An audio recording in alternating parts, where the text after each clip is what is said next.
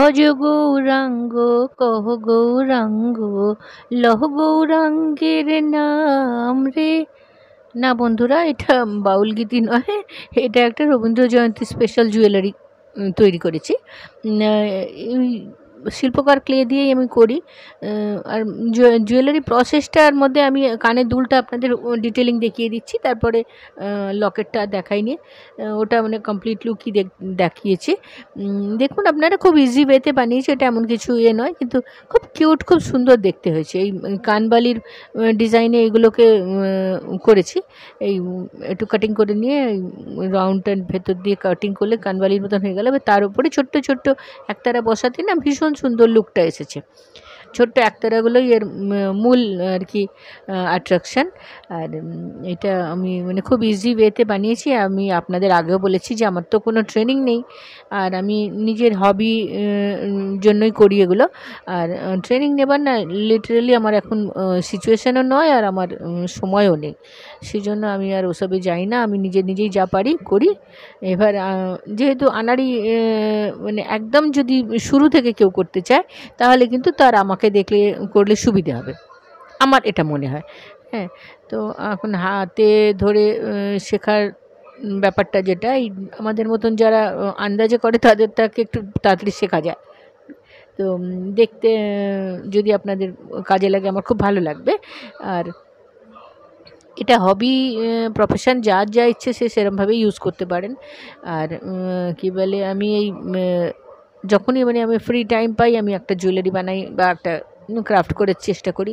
তার মধ্যেই এটাও ফিলার স্টোন। আপনারা আমার এই চ্যানেলে অনেক ক্রাফট পাবেন। আপনাদের যখন ইচ্ছে হয়, উৎসাহ থাকে, তাহলে একবার চ্যানেল ভিজিট করে দেখবেন, অনেক কিছুই পাবেন।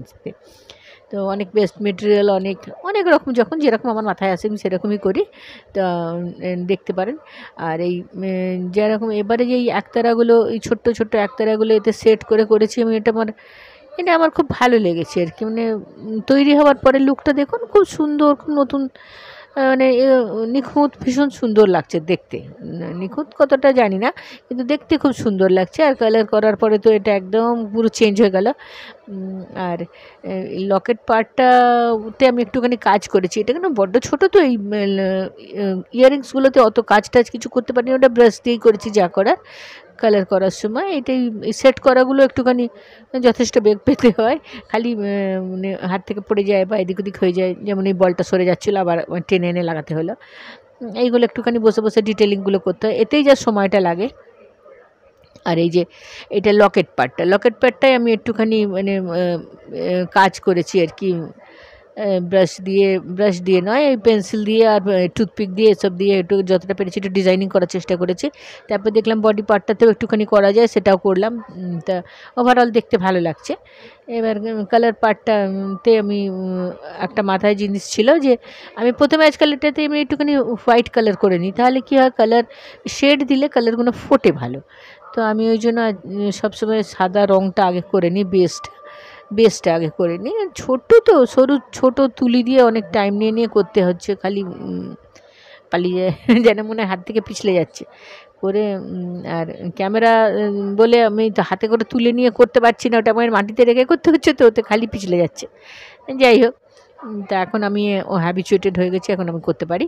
তো তারপরে এই কালার পার্টটা আমার একটা থিম ছিল মাথায়, যেহেতু একতারা, তো বাউলের ব্যাপার আছে। তো বাউলরা সবুজ ঘাসের ওপর দিয়ে, সবুজ ক্ষেতের ওপর দিয়ে যায়, আর নীল আকাশটা এসে দিগন্তে মেশে বাউলের সুরগুলো দূর অবধি থাকে। তো তখন ওই একতারাটা আর এর সঙ্গে যেন একটা রিলেট করে আমি এইটা থিম বানিয়েছিলাম, যে সবুজ মাটিটা আর নীল আকাশটা, ওপর দিকটা নীল আকাশ আর নিচটা সবুজ। তো এটাই ব্যাপার ছিল। আর একতারাটা তো অ্যাজ ইউজুয়াল কাঠের রং দিয়েছি, উড কালার দিয়েছি, এই শেড দিয়ে যতটা টাইম লেগেছে। আর এগুলো একটু মাথা মানে ঠান্ডা করে করতে হয়, একটু হড়বড় করলে কিন্তু ভুল হয়ে যায়।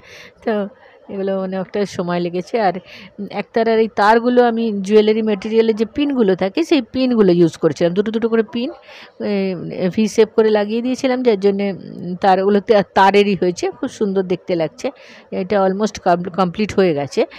তাতে আমি একটু একটু সাদা দিয়ে কাজ করেছি, খুব সামান্য কাজ করেছি, বেশি করতে পারিনি, এত ছোট তো মানে অসুবিধে হয়, আমি ঠিক হ্যান্ডেল করতে পারছিলাম না, তাও করেছি। তো দেখুন দেখতে ভালো লাগছে। আর তুলির মুখটা একটু পুরনো হলেই তুলিগুলো গরমেতে বা যে কোনো কারণে হোক তুলির মুখগুলো ছেতরে যায়, ওটা যে কী করে কন্ট্রোল করে আমি জল লাগিয়ে সাবান লাগিয়ে অনেক কিছু করেও ইউটিউব দেখে কিছু করে উদ্ধার করতে পারছি না। যাই হোক, কিন্তু এখন মোটামুটি একটা জায়গায় এসেছে। এবার এগুলো কানের দুলের পার্টটা হয়ে গেল, আর এগুলো এটা গলার হারটা আমি লকেটটা আমি পুরো কালার করেই আপনাদের দেখালাম। তো ওর কালার পার্টটা একটু বেশি ডিটেলিং করেছি।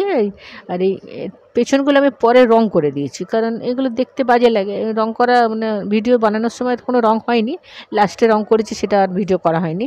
তো আমি জেসো দিয়ে বা নেল পলিশ দিয়ে যখন যা পাই তাই দিয়ে কালার করে দিই পেছনটা, তাহলে পেছনটা একদম গেট আপটা দেখতে ভালো লাগে, ফিনিশিংটা ভালো লাগে।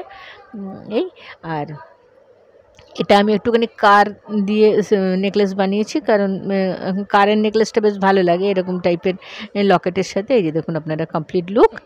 এটা আমার একটা শাড়ি, তার প্রিন্টগুলো এমন হয়েছে যেন বোঝা যাচ্ছে না, না কেমন লাগছে। যাই হোক, কিন্তু লকেটটা ভারী সুন্দর হয়েছে, যে কোনো লাইট কালারের শাড়ির সাথে ম্যাচ করবে। ধন্যবাদ।